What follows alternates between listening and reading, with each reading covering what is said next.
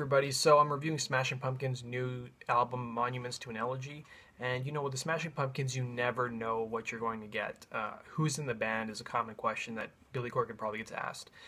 Their drummer, Michael Byrne, from their last album, who was a 19-year-old kid who played on Oceania, is actually no longer in the band.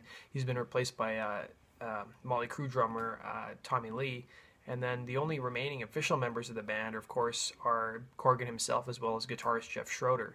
So Monuments to an Elegy probably represents the shortest Pumpkins album in a long time. Some of the songs off this album feel like a throwback to classic Pumpkins, and then there's some stuff that sounds like an extension of their last album, Oceania.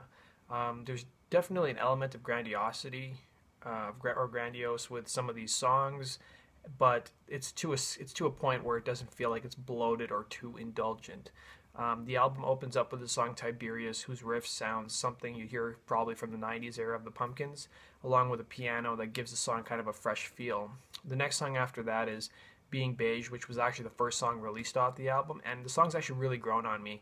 It opens up with a very slow tempo and electronic drums before jumping into definitely a heavy mixture of like crash cymbals and hi-hat and snare, and then it probably features one of the best vocal performances that Billy Corgan has given off this album. Billy sings of his longing for love, and it does seem very genuine and sincere.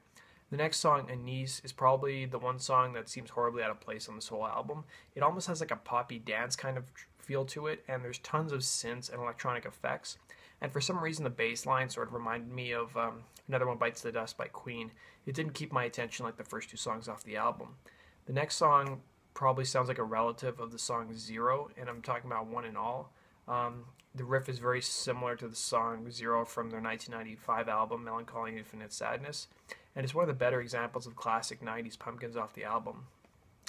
Run to Me, it feels a lot like Anise. It's definitely one of the more popular sounding songs off the album, but Run to Me is also one of the best songs off the album. The song definitely has like, it's very restrained guitars, very sparsely populated. They're sort of interjected here and there with chords, but it definitely features, even though they have electronic drums, it features Tommy Lee's best drumming on the whole album.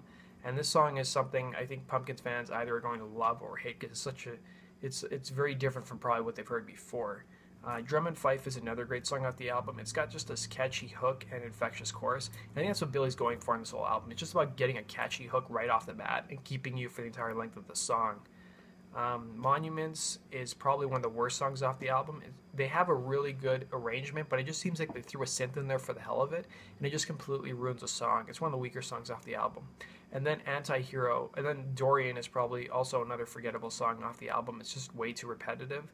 And the album closes on a high note with the song Anti-Hero. It basically features one hell of a catchy hook and chorus, and it just feels a little more punk rock than grunge from the 90s, but it's probably one of the best songs off the album. I really enjoyed this album, just like Oceania. I give this album a 4 out of 5. Thanks for watching, guys, and don't forget to hit the subscribe button. Take care.